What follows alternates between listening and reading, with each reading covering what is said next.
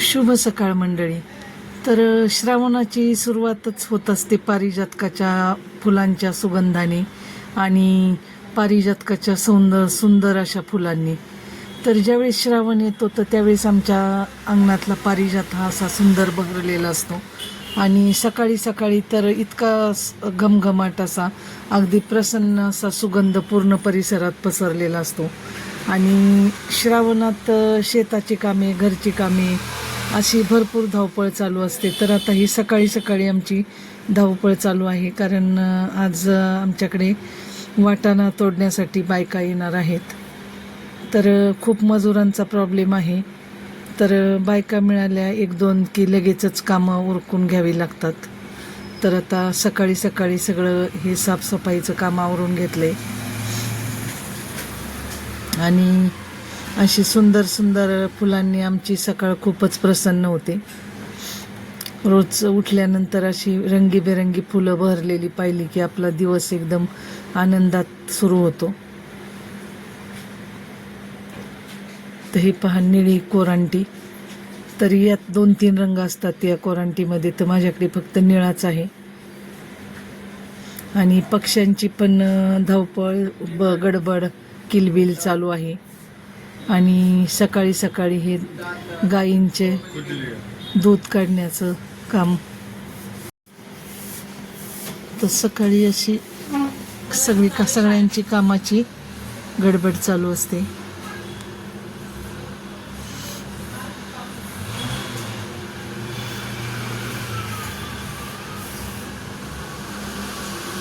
तर आता वाजलेत सकाळचे 7 आणि सकाळी 7 वाजता आमचे सगळे बाहेरच्या परिसराची साफसफाई वगैरे करून आता तयार आहे. आम्ही आता घरातल्या स्वयंपाकाचं कामावरून आम्ही शेताकडे निघालोय.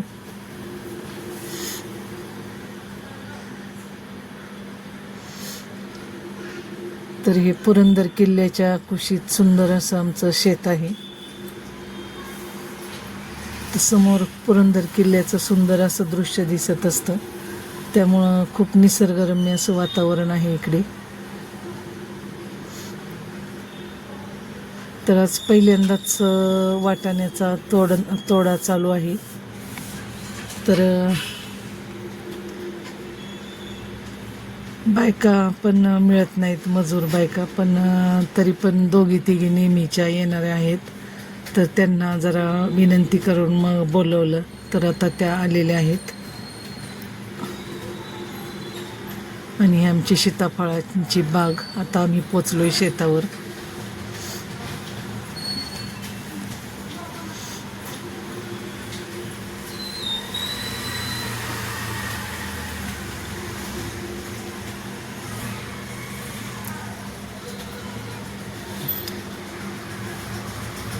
तर आता शेतात आता सगळ्यांचीच कामं चालू आहेत.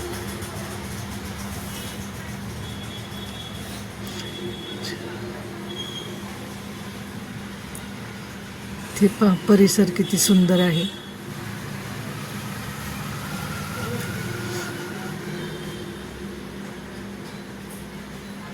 आणि हे आलं आपलं वाटाण्याचं शेत. तर आता ह्या शेतात तोडणी चालू केलेली आहे. तर वाटाण्याचं पीक यंदा एवढं काही बरोबर नाही आहे, कारण पाऊस मध्ये 3-4 दिवस पाऊस सतत खूप लागला आणि त्यानंतर खूप ऊन पडल्यामुळे एवढा जास्त पाऊस पण वाटाण्याला चालत नाही आणि जास्त ऊन पण चालत नाही.